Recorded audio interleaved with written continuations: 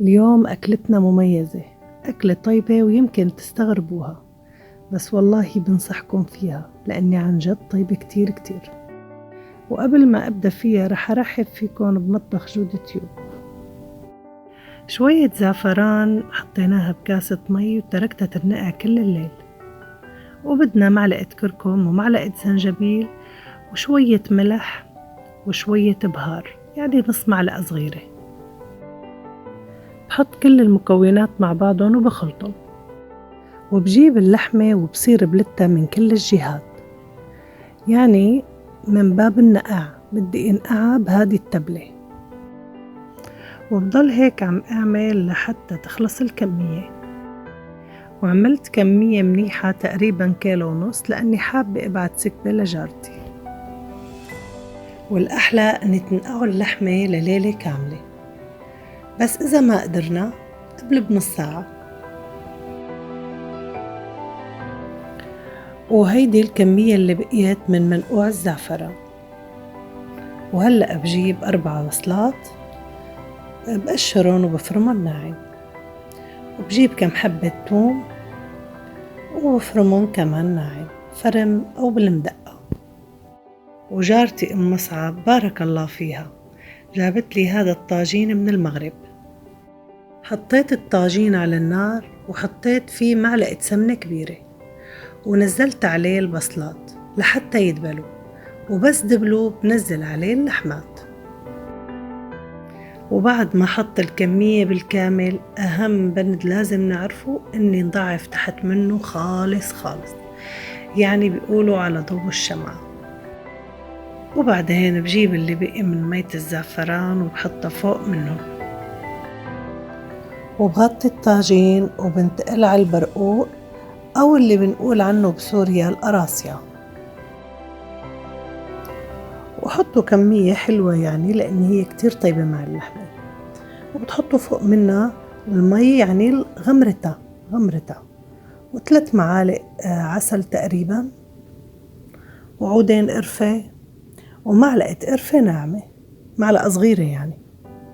ومنخليها يعني تغلي لحد ما تعطيني قوام كأني مربى.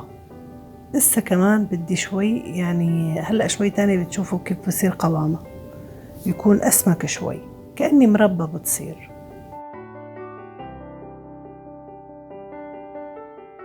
وبعد تقريبا شي ساعة وشوي فتحت على الطاجين، حطيت لي معلقة سمن حر. هاي السمنة مغربية تقيلة كتير، ما بينحط أكتر من هاي الكمية، معلقة بس. وفينا نستعيد بالسمن العربي اللي عنا بسوريا أو أي سمن عربي موجود بالبلد اللي انتو، يعني مثلا مصر السمن العربي اللي عندهم، سوريا السمن العربي اللي عنا كتير بتعطي زكاوة، بس مثلا بنحط كمية أكتر لأني هن كتير تقيلة تعيتهم. ومنحط الثوم، أنا ما حطيتهم كلهم، منحط شوية ثوم وبغرقه شوي بالمي مشان ياخد الطعمة.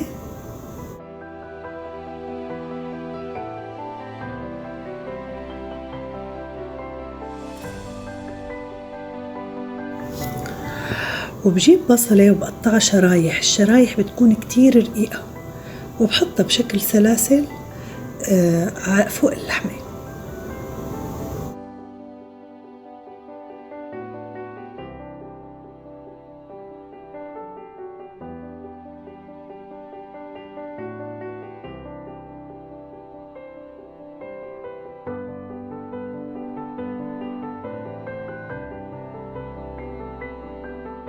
وبعد ما بحط شرحات البصل بحط الكشمش، يعني شغلة كمشتين قبضتين ايد، وبغطي عليه على نار هادية جدا، وكل شوي بصير بشق عليه. طلعت شفت بده شوية مي، رحت جبت الباقي من مية الزعفران، وبغطيها وبتركها على نار هادية كتير، وبنتقل على البرقوق. شوفي كيف عاملته للبرقوق ناشف، يعني ما في هديك المرقة، يعني خليته يغلي لحد ما صار مثل المربى نظامي. وبشيل كل وحدة بوحدها وبحط لها شوية سمسم.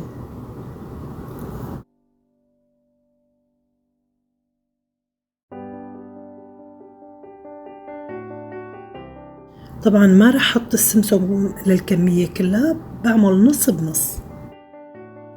وهلا بدي اياكم تشوفوا سماكة المي والعسل اللي غليناه مع البرقوق، سميك منيح يعني.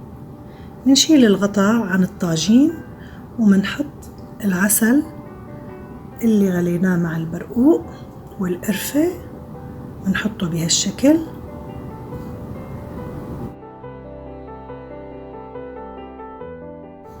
يا جماعة شي رائع، شي ناهي، شي رائع بياخد العقل، طعمة رائعة.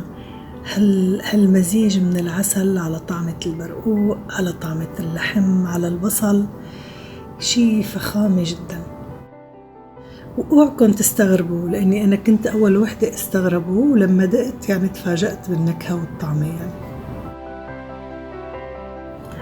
وبهالوقت كان البصل دبل شوي. بس في شي بدي اقولكن عليه، شايفين نعود القرفة؟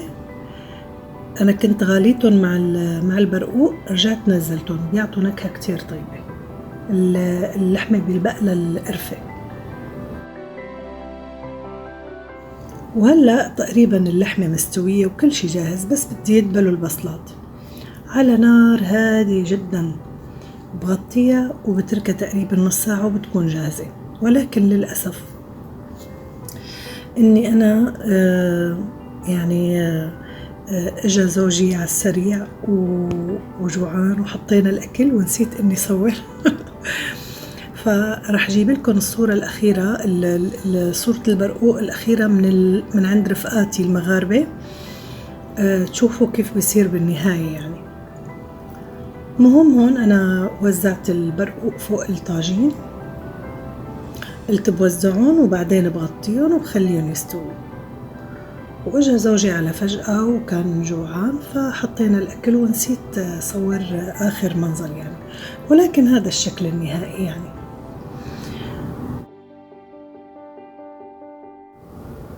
وهيك بنكون خالصين.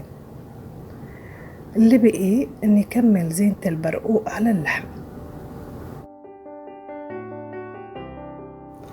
وبتمنى تكملوا لنهاية الفيديو مشان تشوفوا شكل الطاجين بالأخير. كمان حبيت خبركم اني البعض من المغاربة بيحطوا على الطاجين شوية بيض ومكسرات. المكسرات انا عملتها وجهزتها للأسف، ولكن هو ان العذر اني اجا جوزي بكير، ففورا قدمت ونسيت ما صور الشكل النهائي يعني. وإذا وصلتوا لهالوقت من الفيديو بتمنى ما تنسوا الاشتراك وتعملوا لايك وتشيروا لرفقاتكم وأحبابكم. وإن شاء الله ألف صحة وهنا.